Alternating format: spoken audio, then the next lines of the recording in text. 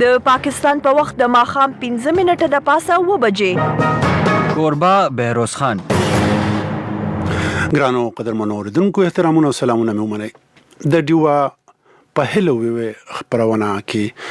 د جمعې په ورځ تاسو ته په دې وخت باندې پریس کانفرنس خبرونه راوړو. تاسو ته پکې ستړي مشي او هرکله څنګه تاسو ته زموږ همکار محمد اکرام اویل نن زموږ میلمه د پښتون ژغورنې غورځنګ یا د پښتون تحفظ موومېنټ مشر منظور احمد پښتين هغه زموږ میلمه تیر ورځو کې د پاکستان د پوز ویان جنرال آصف غفور په یو پاکستانی ټلویزیون باندې په یو مرکه کې داسې خبرې کړې دي چې لکه د جوړجاړي او د روغ رغبت خبرې کړې دي.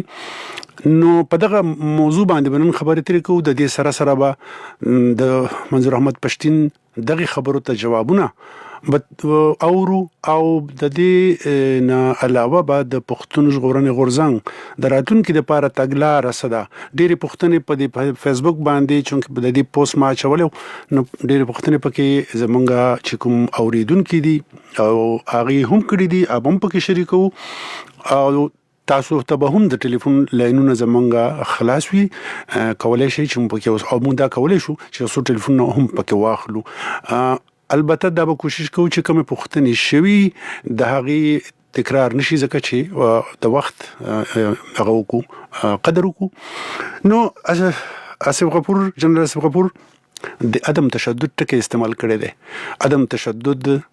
د منظور پښتين د تحریک د ټولو مضبوطه وسله ده خو دا وسله د منظور احمد پښتين دی او د غي د ملګرو د پښتنو د ستر مبارز باچا خان د تګلارې نه د او هغه فلسفه ده چې دی خپل کړی ده. نن د پاکستان د پوز د ویان د خلینو دا خبر راوتل او بیا د هغه چا یو قول هغه یادول چې هغه په پاکستان کې د غدار په نوم باندې ټول عمر تر اخره د غدار په نوم نن هم د غدار په نوم دی بلکې دا ویل کیږي چې ګندې باچا خان چې جلال آباد ته خپل مړی یوړو نو دا هم یو غداري ده. ولې چاته دا دغه خلکو ته به یا به معلومات نه یا به د اساس نه چې جلال آباد هم پښتون دی او پېښور او چرسده هم پښتون دی. باچا خان چرته بل چرته نه ترې په خپل وطن د خپل خاورې ته د تاریخي خاورې ته تللی. امان الله خان د هغه غازی امان الله خان د هغه ډیر زیات خوښ په خپل ژوند کې هم نو او دا هم یو خوښ چې د هغه چونکه په جلال آباد کې امان الله خان هم خخته باچا خان دغه هم او بیا دا چې باچا خان دا دغه وصیت وو او دا د هغه خپل حق وو. د پاکستان په دغه وخت کې د پاکستان یو پوجي جرنیل چې کوم دی یو امیر هغه په اختیار کې ډیر زورور وو. دغه برخه چې کوم له تورخم سره دا مونږ خپل تلومه د غي د جنازې سره دا د مجاهدینو په لاس کې و دا د پاکستان لخوا چې کوم به دی ورتل جنگ به کو نو او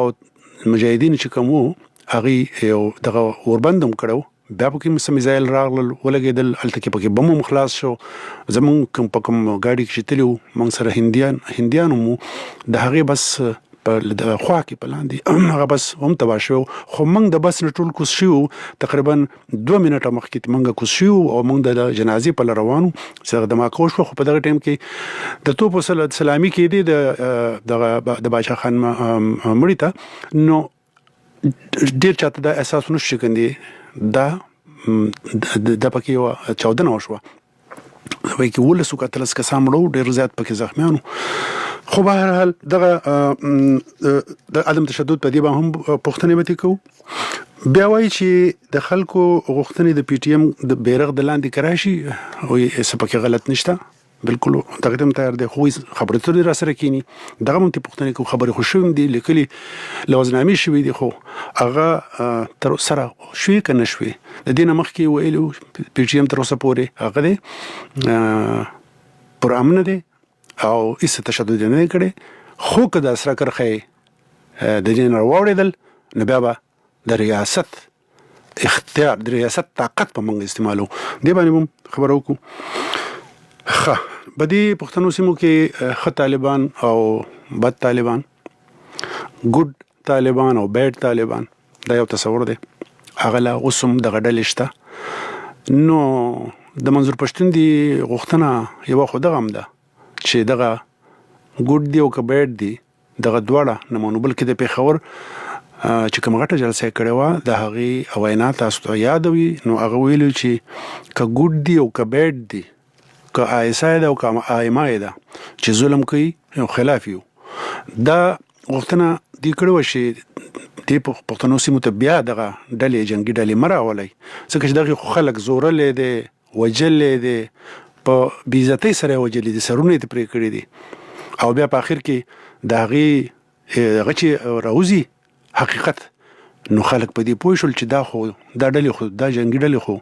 دا خو جوړې شوي دي او دا خو ساتل شوي دي د دې په شا خو ریاست دی نو دغه به هم یوه دغه غوښتنه ده په دې به هم بیا پوښتنه وکړو موږ سره لږو شیبو کې ملګری کېږي او بیا پکې دغه چې کومه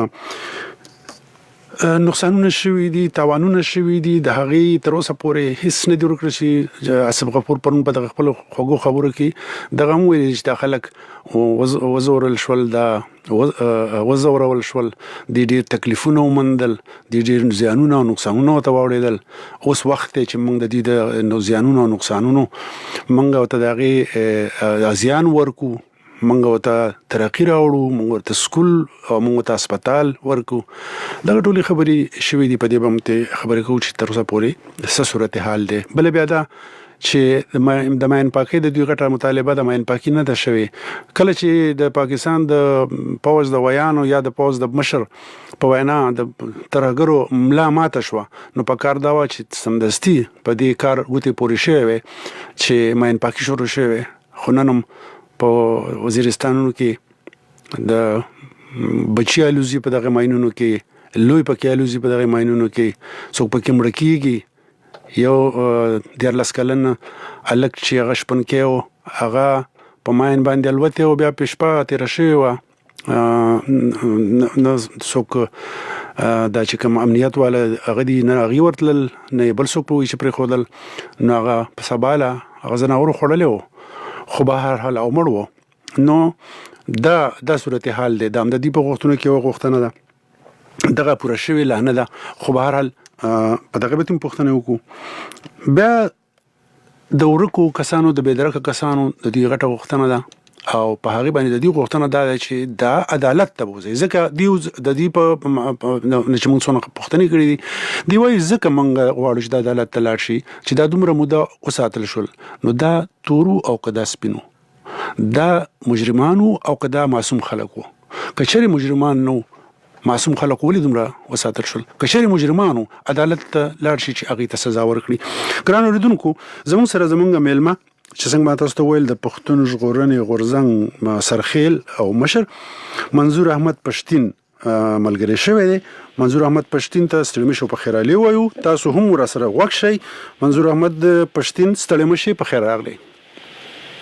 په خیر ډیره مننه ستاسو هم ډیره مننه موږ غواړو چې ستاسو دریز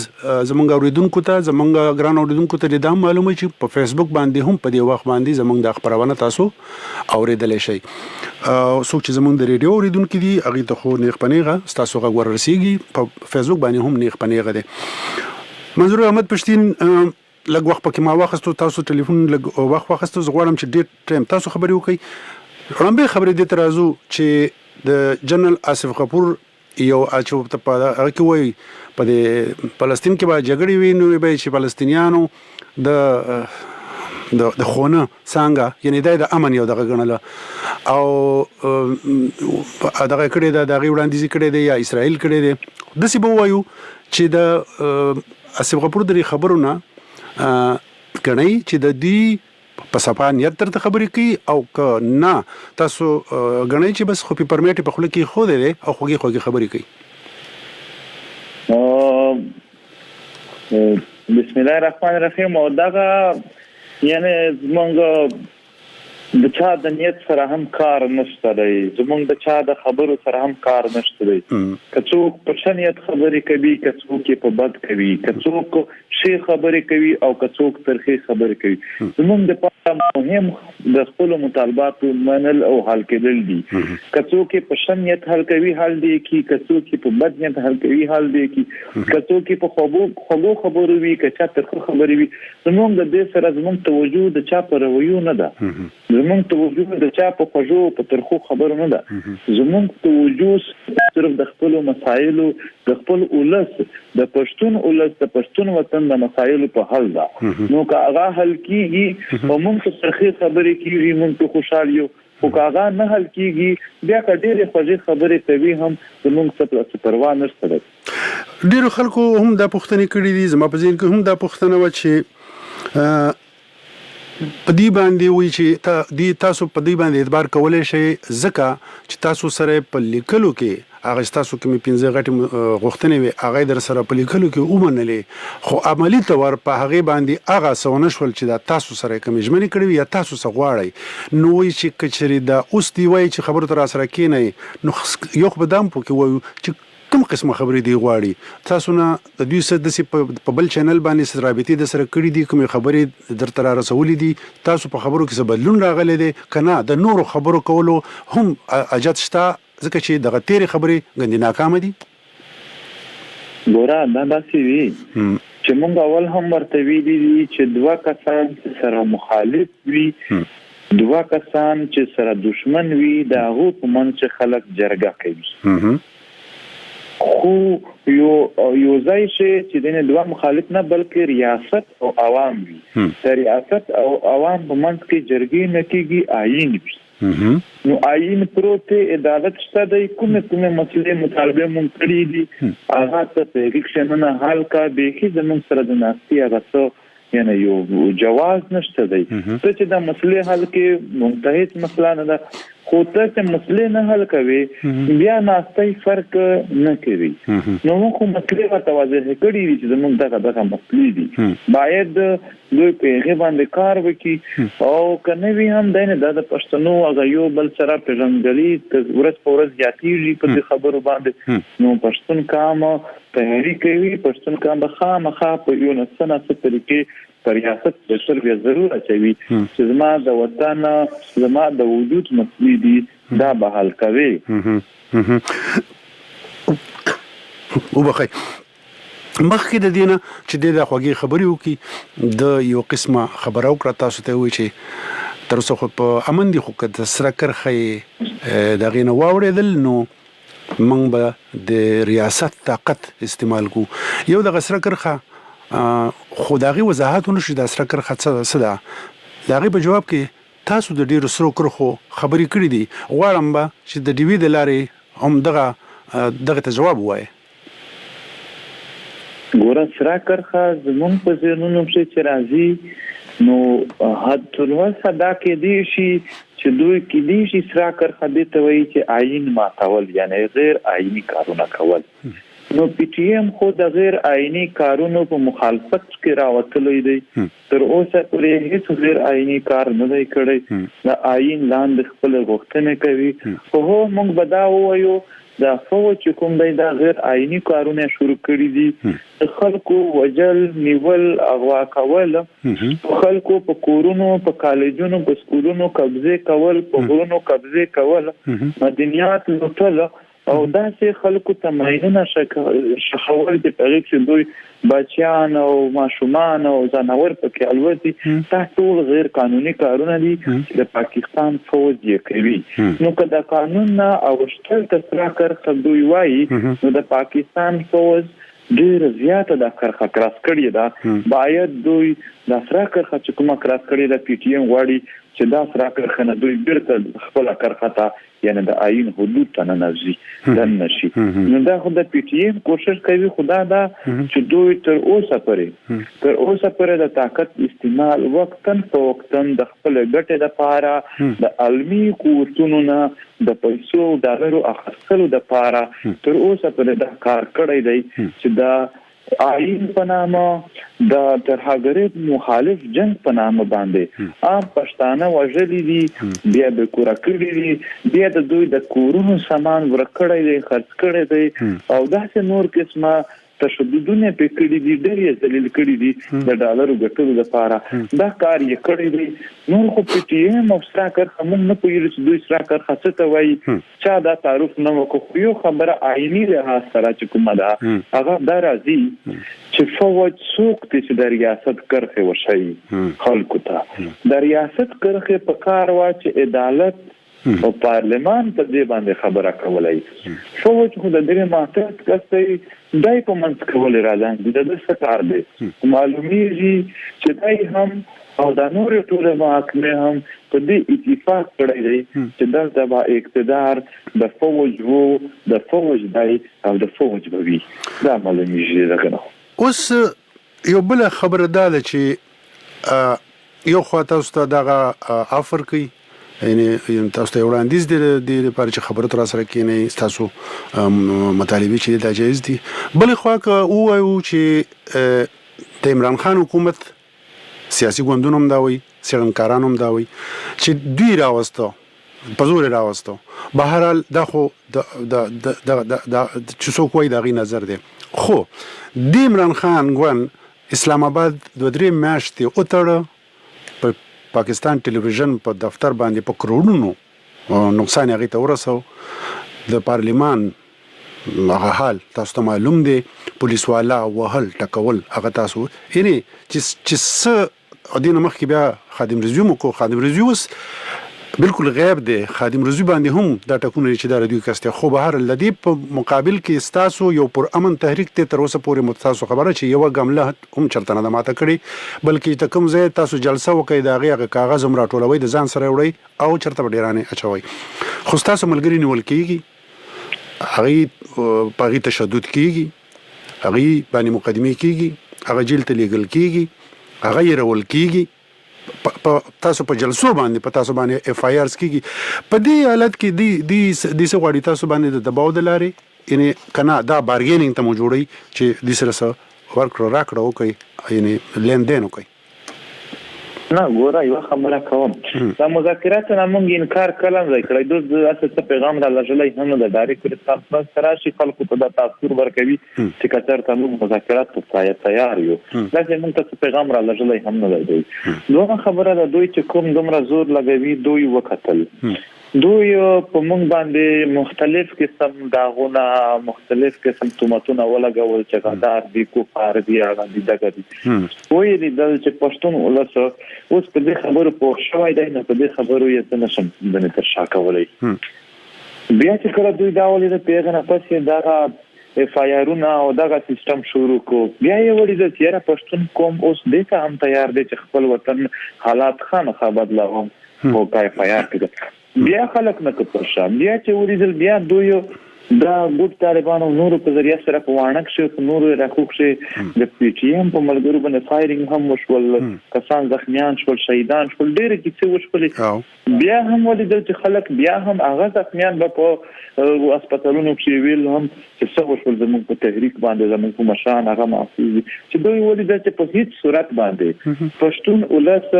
یو شوی دی او په هیڅ صورت نه ماتیږي. نو دوی اوس دا خبره کوي، تاثیر ورکوي چې کچرته موږ مذاکرات کوو او دوی نه کوي. دا خبره نه ده، موږ مذاکرات کارو کوي، خو موږ وایي ریاست آئینی طریقه سره اپنا کې غیر آئینی کارونه همیشه ناکام پاتې شوي دي. موږ د پښتنو د تحریک هیڅ کله ناکامول ته نه ورکړو. دا د دوی مختلف حربې استعمال شوي دي چې کومه تا یاد کړل. باقي تا خبره وکړه چې ما چا راوستي چا نه درته زموږ د دې سره تعلقار هم نشته دي، نه سره کار لر. موږ کار د دې سره د پښتنو د ژوند سره چې دلته د ژوند مسله ده، کم څه کم ژوند نه خرابېږي. نو د دې حواله سره د ریاستي توګه باندې چې څومره هم یعنی ډپارټمنټ وی فوج استعمالول زموږ خلاف چې کوم اف آی آرونه کېدل هغه با پولیس ولا دا ویل هم چې موږ ور خبر هم نه یو، نه موږ ته د نامونه راتلل د ټولو ملګرو. دا به دغه آیتای او ما یې ول دا دغه ټول اف آی آرونه موږ باندې په زور کړی دي کنه. نو دغه دا او دوی دلته ډیر د غداري ولا د یعنی د انسټیټیوشنز خلاف آرټیکل 19 وايي تاسو اظهار رائے ازادي د خبر ډیفنس ادارې نه ټاکوي او دغه ولا سره کوم اف آی آر کیږي هغه اف آی آر به شخصا نه کیږي هغه اف آی آر به خامخا د پارلمان او د یعنی قومي او صوبایي اسمبلی نه پاس کیږي دوی غیر قانوني اف آی آر دی غیر قانوني شروع کړی دي په زور یې کوي آئینی له سره دا هم غلط کار کوي خو دوی آئین نه مانی دوی د آئینه به فکر راکړه موږ ځکه ورته وایو چې آئینی له سره کار وکړه زموږ سره مذاکرات څه څه نه لري لکه آئین سیټ کول او پاین چې نه راځي مسلو حل راځي نو بهرحال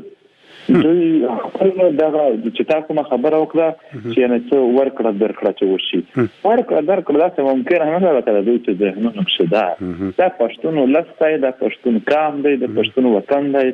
دا داسې چې یو ځل راخورته چې بیا به ټیک ټاک حساب ورکوي په دې کې بیا خو د خاصي خاصه حربي به استعمال کی کوم ممکن هم نه چې دوی د لپاره ممکن شي دا منظور پښتون تاسو چې کوم ملګری دي ملاتړ مو دي دغه تحریک غړي دي سره شریک دا غوي په زینونو کې هم پښتون شته په فیسبوک ما ویلي دي او هغه تاثیر داخلي چې کني دی حکومت ورته یا دی پوج دی ویان ورته خله خوګه کړي د یعنی خبره منګو ته په پښتو کې په پرمیټ په خله کې خېده نو وی چې ګندي بیا د باچا خان دغه کتاب کې دغه ذکر کړی دی تاسو به هم ویلي چې وی پښتون په زور جنت ته نزي او په خوخه دوزخ ته بوتلی شي بیا دې سره ما د امید بابا یو شعر راتریات شو هغه چې د وسپنو زنجیر شلوي په ګوتو هغه دیو په امت تر د احسان نخلي نو دسي د خاصو د مینوالو چې دا کومه اندېخنی دي دسي خو نه ده چې ګندي په خواږه خبره به تیروزي دا چې پښتون کام هم د جدید دنیا سره په تک شه د چانه کم نه دی موږ ته څوک خواږه خبره کوي څوک ترخه خبره کوي په خوا زمانه په خوا وختونه او خپل ځان ته حساب کتاب او بالکل وو دا اوس د ورلس جدید دنیا ده نو په دې کې دنه څوک خواږه کوي څوک ترخه کوي ما ول د ته د دې سره زمون کار نشته دا چې په خواږه باندې جهنم ته وي او په ترخه باندې جنت ته نزي زمون دا فلسفه فعلا نشته ده زمون دا فلسفه ده چې د وطن ګټه په څه شي ده هم که خواږه خبره کوي هم که ترخه خبره کوي هم که په زور ده هم که په صلاح ده پښتون د خپل وطن پرمختګ غواړي په خپل وطن باندې خپل ژوند به یې ژوند د خوف ژوند خپل ډنګ کورونه جوړ غواړي خپل ژوند ټیک ټاک غواړي ورک خلک غواړي ماینونه سپټول غواړي په خپل وسایلو باندې اختیار غواړي دا که څوک ستې په فجاه خبرې کوي مونږ یې غواړو هم که څوک ترخه خبرې کوي مونږ یې غواړو دا هغه خبرې نه دي چې په خو پر ازادي یا په ترخان زیات شي دغه سره زموږ یعنی مونږ دا خبرې څه نه یو پرو مونږ به هیڅ کټ د خپل وطن پر مختګ باندې یو هیڅ کلام د چا سره هیڅ ورکشه شو او بد په دې دنیا نه دي چې څوک شي خبره راته کوي څوک بدل راته کوي زموږ په لوري شو او بد صرف په دې بنیاد دي چې زموږ وطن ته خیر راوړي کني راوړي شکر راوړي په دې بنیادونو زموږ په لوري چې د چا سره شو او بد ستاسو په غوښتنو کې یو غوښتنه دا هم و چې دا د ګډ او بیډ ستاسو ته په خبره وینا ماته یاد ده کدا ګډ دی او کدا بیډ دی او کدا ایسای دا کدا ایمای دا ظلم او کفوجه که ظلم چې ظلم کوي خلاف یو نن هم هغه ګډ یعنی بیډ خو هغه بیډ شول چې د دې نګندې واوړېدل خو دغه ګډ چې کوم دي بیا دغه سیمه ته دي بیا دغه یو قسمه یو یره خوريږي د دې کچري خبرې کیږي د دې سره ان کیس په دغه لیول باندې با دوی څومره تیاریږي او تاسو رټون مهمه هغه چې کومه دا د ټروث اند ریکنسیلیشن ان د اختیار یو کمیشن چې هغه سیاسي ګوندونو هم تاسو سره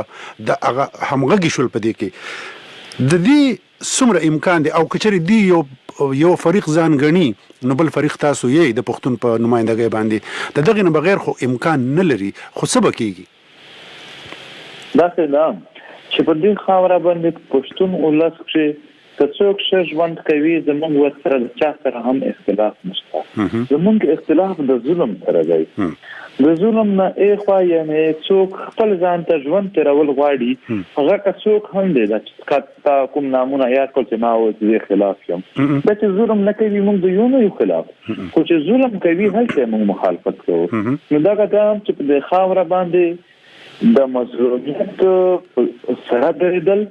او د ظالم په مخالفت چې درېدل دا زموږ قانوني فریضه ده چې موږ ژوند درته ولیدو چې موږ یې تیرولای نشو نو په دې بنیاد باندې دا او باقي چې کوم یعنی فرق دی نو فرق نه رعایا یو دلته یعنی عوام یو ریاست موجود دی عوام د ریاست او د عوام په منځ کې آئین دی هیڅ دریم فرق نشته دی نه هیڅ دریم خبره شته ده نو باید موږ په خپل موقف باندې ډیر کلیر یو ډیر واضح اوس تاسو 15 غټي مطالبه چروالو د نقیب الله وجنه د هغه پتور بلکې هغه کې ککړ ځکه چې جی آی ټي هغه او جی آی ټي د پاکستان د شپږو غټو ایجنسیانو مهمو ایجنسیانو یو جاینټ یعنی یو شریک فورم دی یا یو ټیم دی هغه دا اول خصوص دي داسې د پښا یعنی د دې معنا دا ده چې د ریاست هغه پالیسی چې هغه په وزیرستان کې و هغه د پاره د هغه د عملی کولو د پاره په کراچۍ کې د کراچۍ کې په پیښور کې په بلځای کې روانوارز دیو یعنی دا د ریاست ځکه نن هغه ریټایر کیږي هغه وایي چې دلته کې بچو ته زه یو خپل ځان محفوظ نه ګڼم دغه هم د ظلم یو حد وي چې بیا دې ته ورسي چې په او مشرف مثال والو اوس جاړي ما در پرې دی دغه وطن ته زما اخیری دغه خو به هر دغه د خدای تر پي ستاسو غوښتنه ته راځو سمونږ د غوښتنې دغه اول درځي او ستاسو आवाज راځي زمونږ غوښتنه چې کوم واره او انور متعلق چې سزا ورکا یو خبره ده په دې ریاست کې دنه چې یو ځل نواز شریف ته سزا ورکړل شي نو معنا دا ده چې سیاسي یو لیډر هم تا نشي بچ کولای صرف او صرف په دې خاوره باندې څوک چې د عسکري قوتونو سره ملاتړي دي هغه کډیر لوی قاتلان ولې نه دي هغه کډر روانور په شکل شي دي که احسان الله احسان په شکل شي دي او چې ترشای وردی ولاړوي بیا دوی ته عدالت لاس نشي ورډلای چې څنګه کوم ورځ هم دا وردی د نشاته کې بیا عدالت هم یعنی دلته چې کوم قانون دی هغه د هغه چې قانون په حد لاندې وته خو په فوج نه دی لاندې دا قانون د فوج په لاس شي دی دا آئین د سی دوی په لاس شي اخص دی موږ ته په دې آئین چې دوی په لاس اخص دی په دې کې هم لار نه ورکوي پښتنو ته چې هغه مطالبات یې ومني نو دغه موږ دغه غدا او ټروت اینډ ریکنسیلیشن کمیشن په اړه سره خبره کوم دا د خامخا جوړ شي د پښتون وطن برباد شو تبای کو دلته مشران ووجل دلته ځوانان ووجل دلته مشران چې علاقې په شایستوي دغه سرونه پرې کړل په پښتون وطن چې خدای مکه مرګونه په دوه وجو باندې دي یا خو بده چا زوی وشلې وی تا پرې وښتي یا خدای مکه د چا کور څخه راوت لې وی څوک یعنی د عزت مسلې پیږي پرې وځي آیا زموږ د دومره مشران چې خلکو ووجل زموږ ځوانان یو ووجل زموږ تورسري یو ووجل دغه څه یو څه بده کوي خامخا موږ دا پښتنه کوو چې دا زما په خاوره کې د نامعلوم په نامه باندې کوم عزتونه لوټ شول کوم کورونه وران شول کوم تباہي وشو بربادي وشو بیا ماته د ښکارا شي ځکه چې راتلونکي نسل ته موږ شرمنده پاتې کیږو چې دوی ته هم جنگونه ورړل خپل هم ته پاکای نه وو نو ټروت اینډ ریکنسیلیشن کمیشن ډېر ضروري و د ټروت اینډ ریکنسیلیشن کمیشن معنا دا ده چې د رښتیاو کمیشن دی جوړ شي دلته چا مرګونه کړی دي چا نه دي کړی چا څو کړی چا څو دا معلومه شي نو یا تاسو په کار چې ریاست پاکستان کثرت مخلص وای نو دوی به خپل چې جوړ کړی به چې مطالبه شبي هم نه وای دوی جوړ کړی وای یاره موږ خپل ولست تخایو چې چا څه کړی خو دوی ځنه پریږي دا وګوره د طاهر داور چې کوم کیس و دوی ویل ارجنټ انکوایري وکړي ارجنټ انکوایري مطلب یو وخت کې دنه میاشتو وتلې کیسه ورانه شولا کیسه تباہ شولا نو موږ چې هغه حال ته ویل هم چې یو داسې کمیشن لشي انټرنیشنل کمیشن د جوړ شي په هغه باندې دوی بیا ویل هم چې نه دا کیسه مکوي نو موږ دا کیسه ځکه کوله چې موږ ته پته وایي نشته په پاکستان چې څوک څنګه انصاف کوي نشته دلته څوک دومره ایماندار وي چې هغه رښتیا وایي هغه چا رښتیا ویلي چې حقیقت دا دی چې دلته چې دروغ وایي خدای په خپکیږي چې رښتیا وایي پاکستان په خپکیږي نو ایران هم څه وایي نو دلته یو غوبل جوړ کړی چې د رښتیا او د دروغ تمیز سره ور کړی نو خو به موږ پښتانه یو موږ شړل بدل خلک خامخا به رښتیا وایو کله چې په زړه چوي کنه چې دا رښتیا به موږ خامخا وایو چې دا دلته چې کوم مرګونو تفتیش نه کیږي زموږ د پښتنو شخصي چې د پاکستان ادارې مولوي ځکه دوی په دغه تفتیش نه کوي چې دوی ښکارا نشي نو کچرته دوی وایي چې نه موږ نه یو مولوي نو سبا د تفتیش وکي ټروت اینڈ ریکنسیلیشن کمیشن دی جوړ کی روان ورته سزا ورکړي د کارونه دوی وکړي تاسو د خبرې سره لګه نور هم چې پښتنه هغه د کوم د طاهر داور چې هغه اس پی او په پیښور کې د پولیس افسرو هغه د اسلام آباد نه غیب شو بلاول بوټو په دغه د ځوان په سیاست مدار دی هغه ابل ورځ خبره په وکړه چې وای زما د ناشتي بیلونه خودي راستلې شي خو د طاهر داور چې د اسلام آباد نه هغه تختول کیږي وجل کیږي داغه اس درک نشته طاهر داور مړ په افغانستان کې راوته او د سبغپور بیان به تاسو ته یاد وي مونږ ته یاد دی هغه ول د ښکاری چې د دې پشاخو یو ریاست ته د هغه کو د دې معنی دا و چې د افغانستان ریاست د پشا دی دا کچری د دوه ستاسو د دغه غوښتنې یعنی بنیادوم دغه دی چې د اوس د کې د دوه هوادونو هغه پکې هغه دی تعلق ته وسره جوړ شوی دی نو ځکه هم د دې لپاره انټرنیشنل خو تاسو د خبرې نه غنی روستو شوی او کنه دغه غوښتنه اوس هم تاسو ده ګوره زمونږ غوښتنه بالکل دغه ده دا هم چې موږ تر څو پرې هم دلته مطالبات کوو یو خو وی جنرال مطالبات د ټول ولس مشترک دي یو د سیمې چې سپیسیفیک وی لکه طاهر داور کې نکید بس نور مخصوص ځایونه چې د زمونږ د فکرونو راغوت په هغه کې چې څومره فیملی سپورټ را سره کوي دومره موږ کلک ودرېدې شو نو هغه څنګه یو جنرال چې کوم وی د شمن په کام ډیپند کو نو په دې چې زموږ سره کام کلک ودرېږي نو یو دا کوي هم چې په ځنه ځین شخص دار چې فیملی ډیپند راشي نو چې فیملی څومره زیات کوآپریشن کوي نو عمره دومره مکلک ولاړ وکړي نو ان شاء الله دا د طاهر داور کیس به همیشه موږ دا مطالبه کوو چې دوی د پاره د یو کمیشن جوړ شي انټرنیشنل کمیشن دی جوړ شي معلومه دي شي چې د سره ورته وشول دا زموږ دلته په پښتونخوا کې پولیس هم د پښتنو وجل شول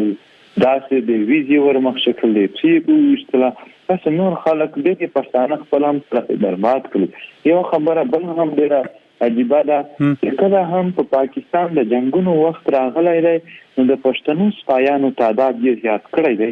چې کله امن راغلی دی بیا د تعداد کم کړی دی کله چې د مشرقي بنگال وخت راته اول چې پاکستان جوړ شو 6% فوجان پښتانه وو خو چې مشرقي بنگال وخت راغی یې دوی 2% شول بیا چې کله مشرقي بنگال وخت تیر شو هغه نه بعد بیا دوی 8% شول اوس بیا چې د جنگونو راغلل دوی بیا د تعداد زیات کو یعنی پښتانه د دلته بیخي جنگونو د ساتي د پښتانه ځوانان برتي کیو بیا بیرته د خپل مفادات د لپاره د ترهګرۍ په نامه باندې یو دروژن جنگ چې د دنیا سره جوړ کړی دی په دې کې نه پښتانه د سره وژني نو دا هم چې دلته د یو اس پی طاهر داور هم او نور د ډېر افسران شهیدان شول تر اوسه پرې درک نشو معلوم دا چا وکړل نو آیا پښتانه ځوانان د ځانونه څنګه محفوظ شمار کی چې ریاست د دوی پښتنه نه کوي هم د طاهر داور خو د پښتون کام د پاره نه د پاکستان ریاست ته پاره ټول راکړی و د ټی کړی و د پډیرو ځایونو کې خپل جنگ کړو نو هغه دوی د ریاست ته پاره کړی وو ټول ډیوټي دوی د پښتون د پاره نه ریاست د پاره کړو نن په کار چې ریاست کلک درېدلې وای خو دا غواړي یقین وکړي چې پښتون کام په خپل ځوان ودرېږي خو ریاست نه ودرېږي دا خبره چې تاسو وکړه د دې پښتنو افسرانو یا د پښتنو سپایانو د پیدارو کې دغه موږ هم خبرونه اورو موږ خو څه په دغه سره ویلې نشو تاسو ته ډیره معلومات دي ځکه تاسو د خلکو کېدلی شي دغه افسرانو تاسو سره رابطې وي بلوچ چې څومره دغه د خپل ازادۍ جنگ کوي هغه هم په پښتنو غږ کوي چې پښتنو تاسو موږ ته مرزي تاسو ځکه چې موږ ته جنگ د پښتنو سره نه دی خو پښتون د پاکستان برخه ده او بیا دغه ځواک هم یو برخه تاسو دا چې کوم خبر وکړه د مر پرم نوې د چې کني په یو خاص وخت کې دوی د تعداد سیوا کی او بیا چې کله په بل شان وخت راشي د جنگ نه نو دا کم کی ما د بلوچ د ذکر وکړو چې هغه هم دا وی چې غندې په بلوچستان کې چې کوم سونه د دې خلاف هاو ورته زه خبره کوم په دې باندې زما کچرته کتاب راتلو ما هغه ایگزیکټ ډیټا بالکل صحیح معلومات مې چې دنه موجود دی هغه امریکا دي چې دلته څه شي ویلي پښتون تام څنګه استعمال شوی دی د جنگ په نامه باندې د بلوچ کوم خبره ده هلته دوی چې کوم بلوچ علاقې دي په هغه ټول پښتانه په اف سی والا درو دي حالانکه بلوچ ښکارا د واقع چې زما بدی د پنجاب سره ده خدلته پښتون غریب بے وسه دي بیروزګار دي نو د تنخواه د لپاره سرکاري تنخواوي هغه په خوي نو د دې وخت پر بلوچ کې ترته د خپل قبيله وساتم خو دوی په دې لالچ شي د ریاست د پنجاب د جنگ لپاره استعمال کړل هغه چې کوم پښتنو علاقې دي هغه چې به دوی څنګه ته ایفي د پنجاب ول راوړي دا چې کوم د بلوچ علاقې دي هلته ټول پښتانه ورغلي دا چې کله ګلګیت پاکستان شي هلته خلکو د حقوقو او نور مطالبه زیات کړلې چې ځای کې ټول ایفي پښتانه ول راوړل په کراچۍ چې هم چې کله حالات خراب شول دوی پښتانه ایفي راوړل او دلته چې کله په وګاکشي په اسلام آباد چې دوی پایو درنه باندې لاټي چارج کوو په اسلام آباد چې د څنګه مې د مان نام هیر شو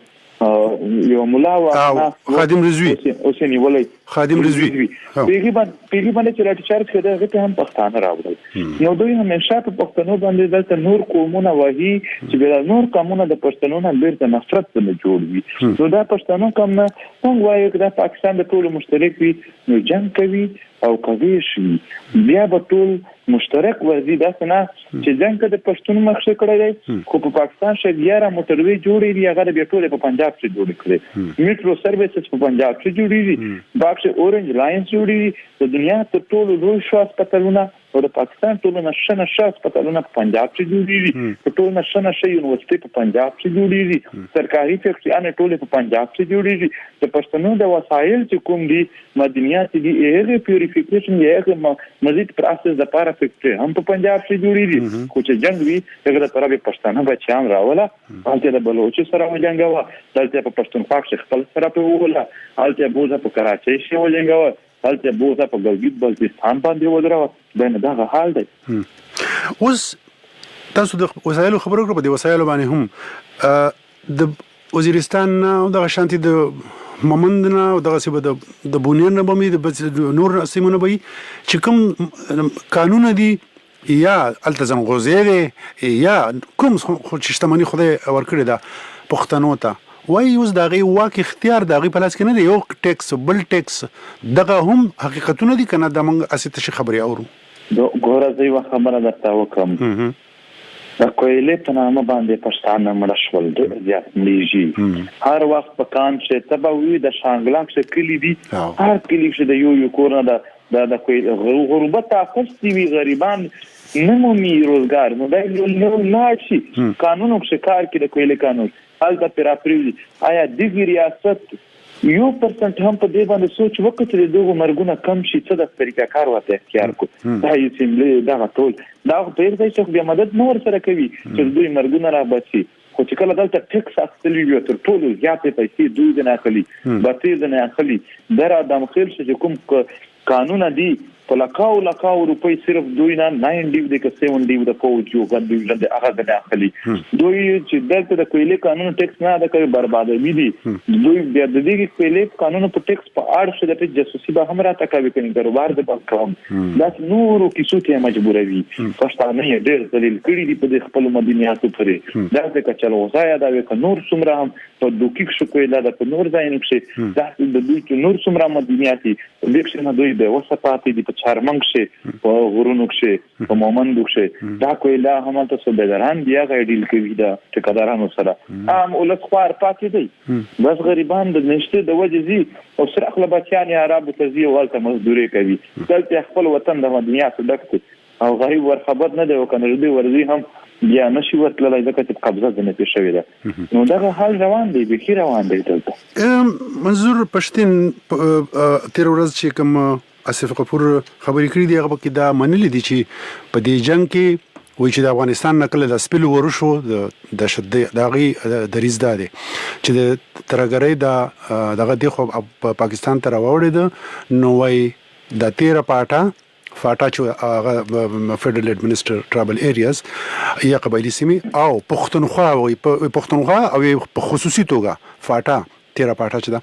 هغه ډیره زیاته وځپل شو دی بیا وی ورسره چې د پښتونخوا به د کوسه نه چلته به شهید نه د الفاظ دي د کوسه به نه چلته به څوک زپلې شوی نه هغه نقصان شوی نه اوس وخت راغلی چې موږ نقصانونه زیانونه ورکو موږ ته تعلیم ورکو موږ د غي ته صحت ورکو موږ د ترقۍ په مخ بوزو د کې څومره حقیقت ته تر اوسه پورې څومره شوی ځکه چې د ترګرو ملا خو د ډیر مخکې ماته کړی دا خلا مان پاکي تر اوسه مونږ نه شوی نه دا چې د خبرې خو کوي دا خبره فکشلې کړې دي خدا دا چې دا مسله په خبرو نه حل کیږي عمل مسله زوایم په پښتونخوا کې خو جنگ روان وو په فاټاک کې جنگ روان تا په کراچۍ کې څومره پښتانه ووجل تا په لاهور کې څومره پښتانه ذلیل کړل خوار دکل تا په اسلام آباد کې پندې کې د پښتنو سهال جوړ کړی وو تا په د مختلفو نامونو باندې د آئین همیشه د پښتنو د استحصال د لپاره استعمال په یو ځل د هم په د آئین چې پښتنو ته انصاف نه کور دا خبره کوي چې پښتونخوا نه زمونږ په وینو باندې د ټول پاکستان وچو ډول زمونږ وینې د په هر علاقه کې توې کړې څه کوي چې انصاف ستې لوی قاتل راشه انصاف موږ درته نه چې تیرا کوي د عراقي سبا بسرکشنو مخامخ د پاکستان ټول میډیا د لیکشيني موږ به ورته وشو چې خو صرف یاد کی چې په غلیک کې شهید شوی دی پارا غلیک شي دا شهید د مور پته خطا نه وکړه 13 جنوري 1 جنوري 13 شوله شاهسان خیل د مروت علاقه ده یو نیم سل ځوانان پکې شهیدان شول او د یو نام هم د پاکستان په میډیا نه راغی دا د پاکستان میډیا هر ځل چې پښتون کله دوی ترهاګر یادوي بیا به دوی په شش اف ټي وي چې کله د پښتنو د قربانۍ ذکر شي د نام نه د پښتنو عقل برباد شو ته خو هغه ته هم نه ورغلې راشه اوس ته خوښه ده سبب سره کښینو د پښتنو حساب کتاب وکړو خو کدوې کښینی خو دا نشي موږ نن تیاری دوی خو د کښینولو پر ځای د پی ټی ایم د ختمولو کوششونه کوي د پی ټی ایم د تباہ کولو کوششونه کوي دوی تر اوسه پورې دا هم څه خبره ده چې پښتانه ځوانان راپورته شول څومره شور او غوغا وکړله چې نن هغه څه غفور چې هر وخت براتله پښتانه بیا د شتګر یادول نن وایي چې هم د دوی نقصان شوی دی دا د پی ټی ایم برکت دی کني دا خبره ته تیر کال هم نه کولې تا یو کال اول هم نه کړی دا کال اول هم د تاسو سره خبرې نه شي نن شره د پښتون حقوق په ټوله دنیا باندې دا دی واږي یو خو میډیا تم نه پریږدي په میډیا باندې تاسو دا نشته ډیر لګ دی که موږ چې سنوي د پاکستاني میډیا خبره کوو خو تاسو خلاف د دوی چې کما یو هغه د تور لګوي تاسو په تنظیم باندې وغداري وي چې تاسو دا کم خلک چې دی نیول شي دي دا چې به درکه پښتانه ورته مونږ وایي چې دا ټول طالبان دي او تاسو د هغه طالبان چې دغه خلک زپلې دي زورلې دي تاسو هغه خلاصول غواړي تاسو کنده د طالبان او ملګری یې اوه ورته وایا زما د علاقې ډېر سپینځيري چې په ټنډه پرې بغرزیدو ملک شاورنګ اجازه هغه کوم یې راکټو په ځان سره ساتلای هغه راشه تیرا ثابت کړه اگر وزه بیا ومنم تا آئین وایي چې څوک هم د تګاو کې مونږ خو دا زموږ مطالبه دا اورېدلې دا قابل دی نه ده مونږ خو دا وایو چې څوک د چا پښتانه مړ کړی دي راشه زموږ خپلوان یې مړ کړی دي زموږ فیملی یې مړ کړی دي سخت سزا ورکا مونږ خو دا وایو چې هغه د تاسو څخه نه ودی دي تاسو له احسان بشمول نور کسان دا د چیز تک نه هغه سزا ورکا چې کوم به ګناه دی غیر اخلاق کا زما کلاس ویلو فیض الله نام یو هغه اته کله پس اوس کلی تر راغی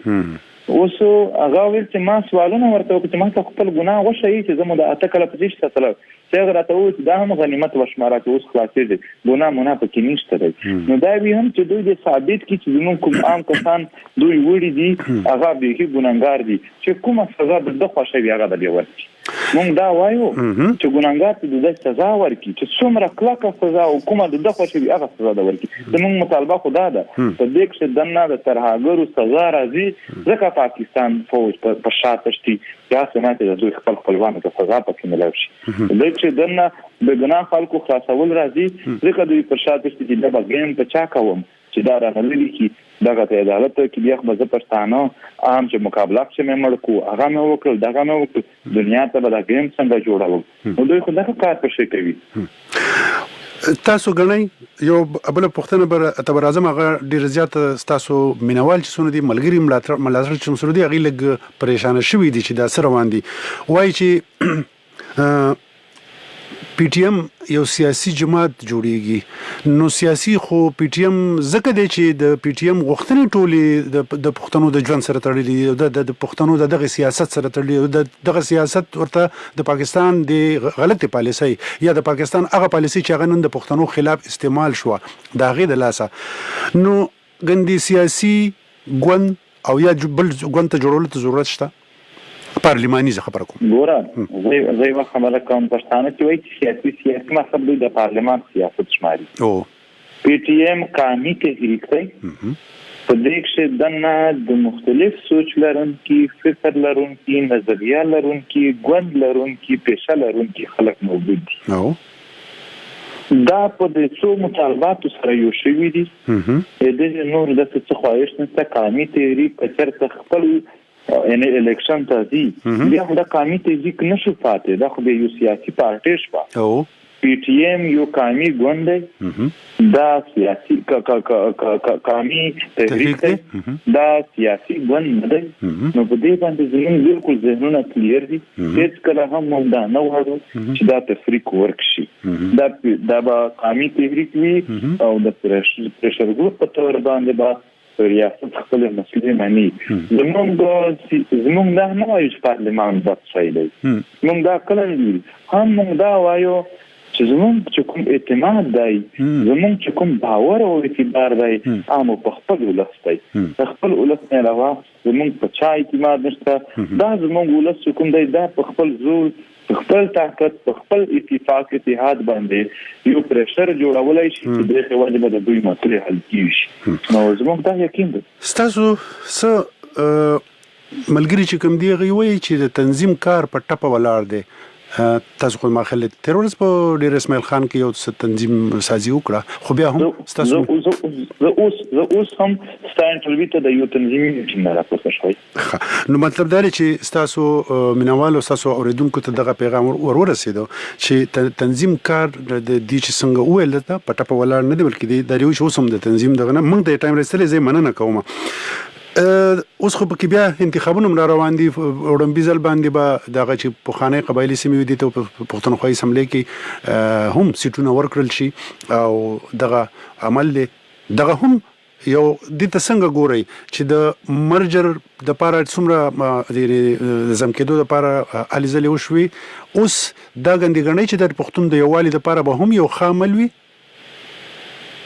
ګورای وا خبره کومه د فاټا سره د مردم شماري په حواله سره د ټولو پښتنو سره او سپیشل د فاټا سره ډېر غټ زیاتې شوی دی